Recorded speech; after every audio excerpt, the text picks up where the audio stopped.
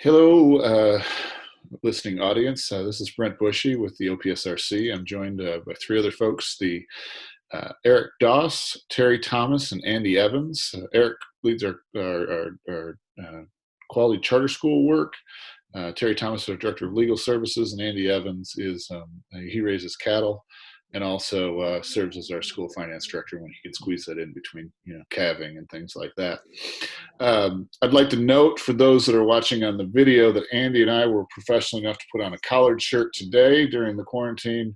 We're working on Eric, and Terri is as always very professional. So we're doing the best we can here during the quarantine. We're going to be talking about what is a serious subject today. I don't want to downplay that, but it can be a little boring. So we're going to do our best to liven it up a little bit. We'll be focusing on open meetings and moving as school districts now during this pandemic are moving to virtual options. We're going to talk about the do's and don'ts and sort of what we, this is one area where I am confident. No one's an expert. So we're going to do the best we can of providing some guidance and some things to think about. And hopefully schools can avoid some potential pitfalls. We know that the intent of the legislature in passing Senate Bill 661 was to allow public bodies to avoid congregating and socially distance. But we also know that there could be some unintended consequences, and we want to make sure that schools are thinking about that stuff so that they can avoid as many headaches as possible. So with that, I'm going to hand it over to Eric because he's got a bunch of questions, and we're all just going to kind of follow along here. All right. Yeah, I mean, I'm really excited to talk about this. I think it's going to be something that's a lot of people are going to have questions about, and I think it's also something that we need to really think about the best way to do it. It could be really helpful, and then at the same time, I could see schools getting into a lot of trouble accidentally just by not really understanding the technologies too well. Since you guys are more my open meeting experts, Andy and Terri, so I guess first off, is this something that's permanent? Can we do this from now on? Have meetings like this, or is this a permanent change? No, this isn't. Until we get into November 15th or the end of the crisis, that's when this will end. And one thing that we want to make sure that everybody understands whenever we're looking at this as an open meeting, you have to follow the open meeting and open record rules. Mm-hmm. It's very important that you follow those rules as precisely as you can in a digital format. We don't want anybody getting sick. That's why they passed this law. And this is our first attempt at moving into the 21st century with our board laws and our board meeting agendas. Yeah, so don't mess it up, right? Is that what you're saying? Don't mess it up. We'll be going back to the never get another chance. Yeah, and one thing that I've talked to a couple of people that have tried this, and one thing that would really be a good move whenever we start this, make sure you know your technology. If you're the administrator or the board clerk that is in charge of running that meeting, because you can really cause a major issue if you're not aware of how your technology is going to work, because you can go into executive session on this, and we'll get into that later. Okay. But you really need to be cautious about knowing how your materials work, and then make sure that your board members understand what they have to do to sign in. Yeah. So thinking about, okay, go ahead. Well, you got to remember, your board members may not be as strong a technology person as you are, or the person that you're having set this up.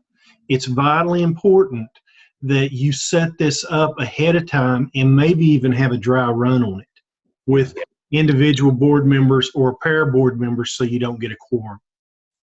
So in the law, does it have to be like a video chat like we're doing right now, or can it be done, are there options? Terri, what's your interpretation of that? I believe under the amendments that were made, it can be video or audio, but audio has to always be, video and audio, or just audio, but audio has to always be there at all times. So you could do it on a phone as well and do a teleconference just by phone. as long as the audio is not interrupted. And the statute doesn't specify that it's only if it gets interrupted to where a board member can't hear. So presumably under the statutory amendments, if anyone can't hear at any time, then the board meeting has to be stopped until that connection is reestablished. Okay. That would be a good, with Zoom and with Google Hangouts, they both have the chat function. So it'd be good to have something like that where you can kind of send out a secondary notice like, hey, I can't hear anything anymore. And so we have to stop the meeting. That would be a helpful use, I think, because if you're on the phone, you may not be able to do that. Maybe you could text the board clerk, but then what happens when you have the public on there? That really could create an issue. So. And then the public, I'm just thinking about this as we go along, the public should probably be told this at the beginning of a meeting, that if they are having trouble, if they can't hear, that they need to communicate that immediately in whatever form it can be communicated, such as what you said, the chat. Okay. If you're going to have it to where somebody is going to have to contact you by text message or something, if their audio goes out, it would probably be a good idea, if you do have a school cell phone, use that. Don't give somebody's personal cell phone number for them to text. That could become a nightmare for someone. So then that way you have it sitting there. You could put it with your minutes clerk, or you could put it with someone that is supposed to be at the meeting. And if there is a problem, then that way they can alert the rest of the meeting. Okay. I think one of the other benefits of so we're using Zoom right now. And for those that are watching this, not listening to it, Zoom has at the bottom right here, this share screen option. So you can share your screen, you can use a whiteboard. So if someone's making a presentation and you want the public to see that, you can share the screen. I know that Google Hangouts has a similar function. So, I think if you're really trying to get good information out to the public, having a video, there are obvious reasons. If you don't have good broadband, you don't want to use video because it'll be choppy and people will get frustrated, and board members and the public alike. But it seems like if you can, if you do have good broadband, it seems like there's a lot of benefit to using a tool like Zoom. And Zoom, I think most people know this, but it has been made free to schools statewide or nationwide during this pandemic. So it's a pretty good option. And someone from your domain has to go in and request. Otherwise, you'll have a 40-minute limit, but it's actually fairly easy to make that request and do that. So, yeah. We were talking about communication a little bit with that. So, thinking about the notices and agendas, what exactly has to happen with that, Andy? How does that change notices and agendas? Well, you've got to note that you're not going to be meeting in the regular place. You're going to be meeting virtually. You have to put that up there. You still have to place your agenda item on the same door that you always do, and you need to post it on your internet, on your web page as well. But that's going to be the major change with the agenda. Terri, do you have any other changes that you're seeing there? Actually, I believe it said you don't still have to post it on the office door. Now, you should, if there's any way you can. Right. But yes, and if someone has previously stated that they are going to be, a board member has previously stated they're going to be attending virtually, and then they decide they're going to show up at the regular place personally, they can do that. But you can't go in reverse. So you can't say board member A is going to be at the site and then board member A suddenly decides to tune in virtually. They would just have to be absent if for some reason they couldn't go. So on the agenda, you would note Andy is going to be coming virtually, Terri is going to be virtually, Eric is going to be actually at the building. You have to put that on the agenda and the notice that goes out? I believe so. Okay. And then they can change, but only they can go from remote to physical. They can't go from physical to remote. Yes. Okay. So when in doubt, might be good to list everybody as remote. Yeah, you just list them as remote, knowing that they'd have the option to show up in person. Yes, I think that would be something to do just in case. Okay. And then we talked about this a little earlier. So with meeting notices that have already gone out, like regular meetings, do those have to be canceled and replaced, or can replace with a special meeting? What all do we have to do around that? Okay.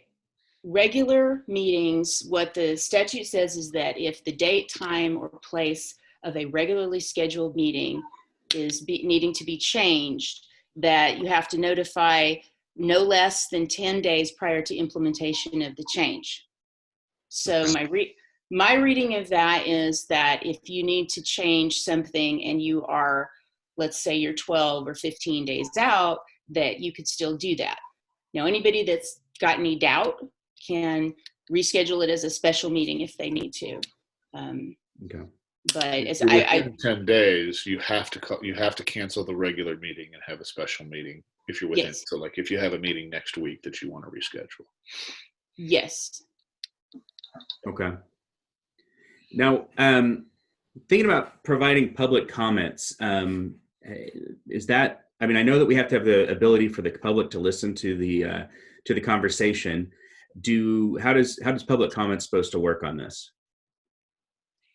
If you currently allow public comment in your normal non-video board meetings that we've been doing, then you've got to try to accommodate that in the same fashion.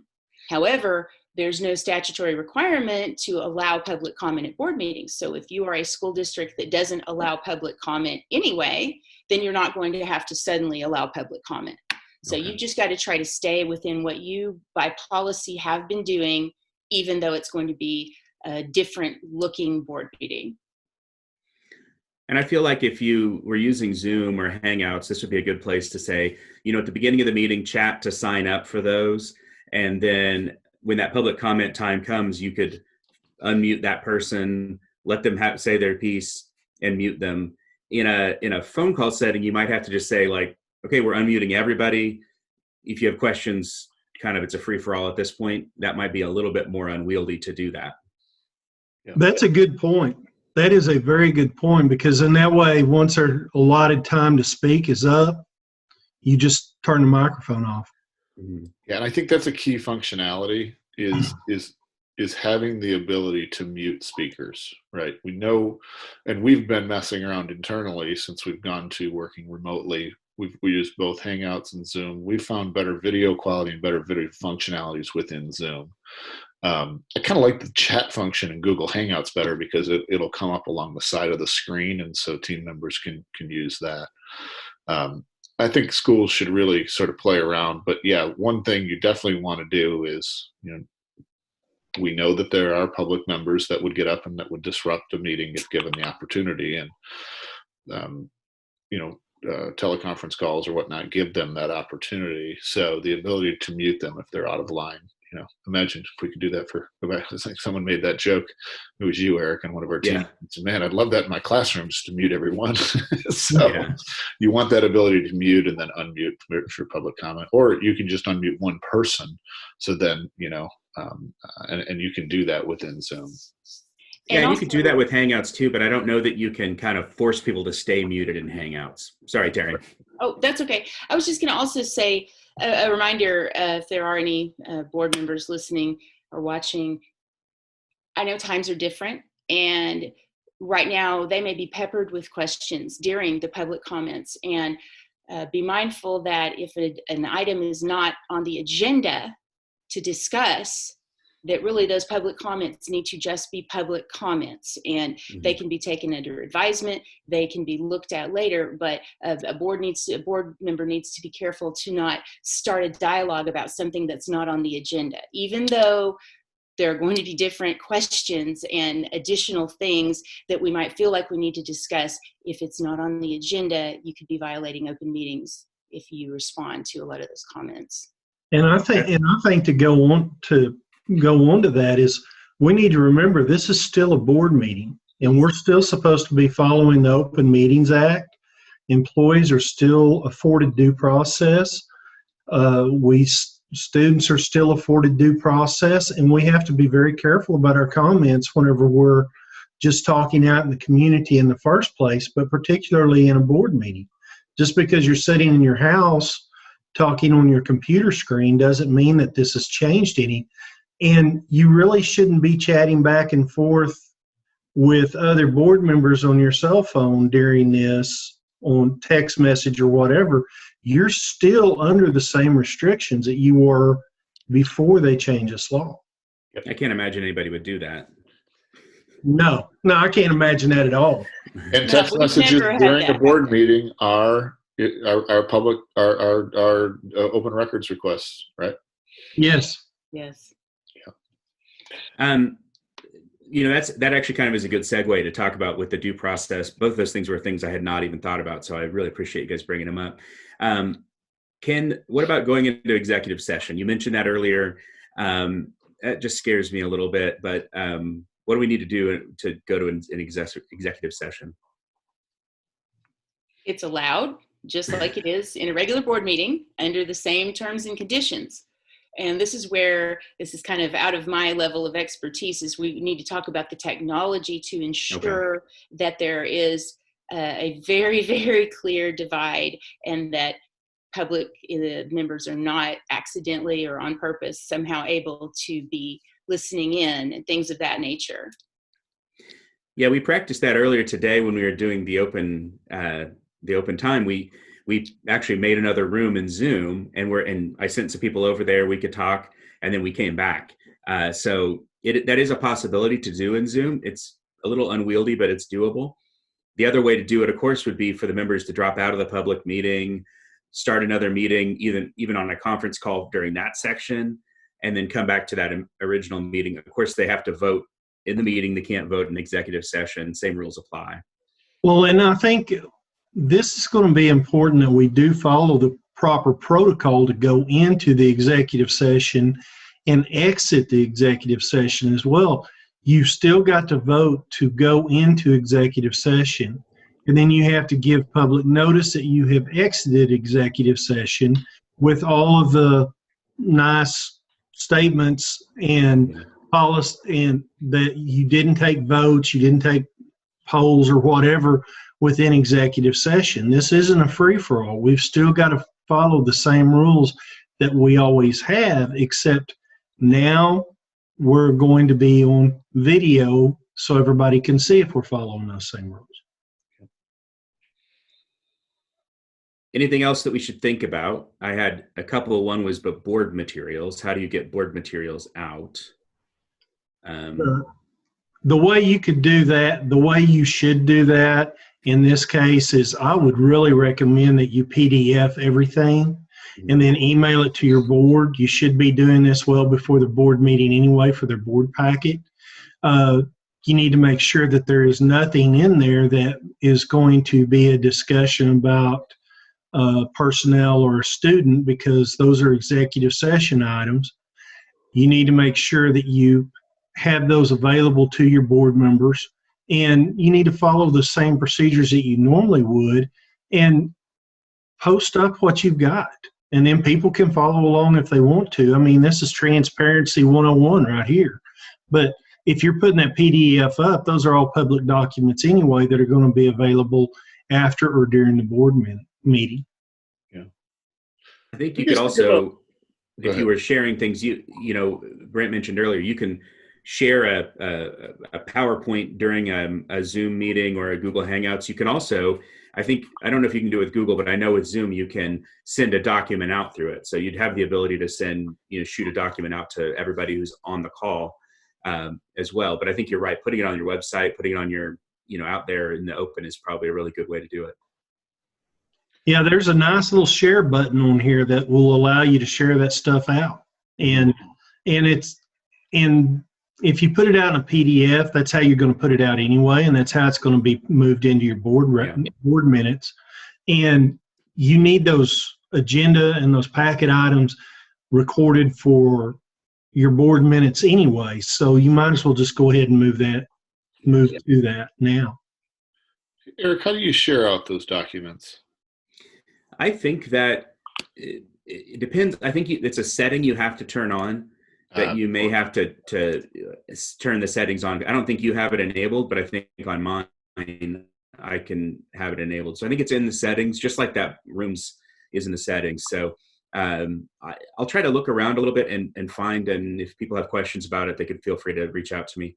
The other thing is too, Andy mentioned PDFs. I'll say there are some free utilities that you can use to take a bunch of PDF files and crunch them into one big file.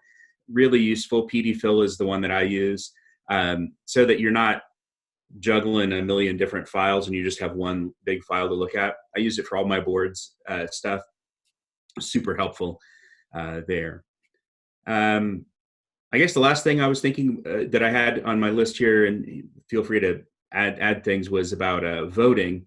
I know that a lot of times we just do a unanimous vote. All those in favor say aye. Does this change at all? You need roll call votes. Yes, roll call votes entirely. You've got to go down the list of members and make sure that it's A or nay. Okay. I guess that'd be a good time to figure out they don't have their audio on. Yes. All those in favor, each at Brent. So, okay. Yeah. Okay. Hey, I got one other question. What do you guys think about, should the school boards try and record their meetings and then post the recordings? It says it has to be recorded. It says either written or electronically. So I assume, people are recording their meetings in written format in the terms of a minutes, but I would think that it would be a pretty cool thing if they could. I'm all for more transparency, and especially with something like Zoom where you can easily record it, people can watch it later. I think that's a great transparent function. As long as they're real careful to not accidentally record the executive session part. Amen. Yes. One other thing that we haven't touched on is if you have to get your school board members an electronic device to be able to do the meetings.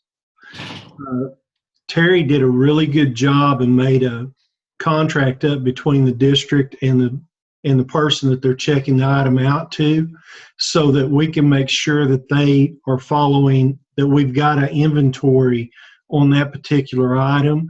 And then we also know that that the school board members understand that they have to follow the use policy that the school would have if that item were being used at the school building. And I would really recommend that if you are going to have to check out electronics to your board members, that you contact Terri to get that contract. It was very well done. Thank you. That's really helpful. I hadn't thought about that either. Yeah, and I think we've tried to do a good job here. I think we also know that there are things we haven't thought of. So one of the pleas I always make for folks that work with the resource centers, just give us a call. If you have that question, other school districts are going to have it, and that's going to help us. One, get an answer to you, but also to be able to serve folks statewide. So we know this is a brand new practice for folks that they have to learn, and the more that they can proceed cautiously and kind of work with us, we'll do our best to get answers and also to share those out statewide. All right. Cool. I think that covers everything, everybody. I appreciate it. And as always, you can find us at opsrc.net. All of our contact information is there. So thanks a lot. Thanks, everybody.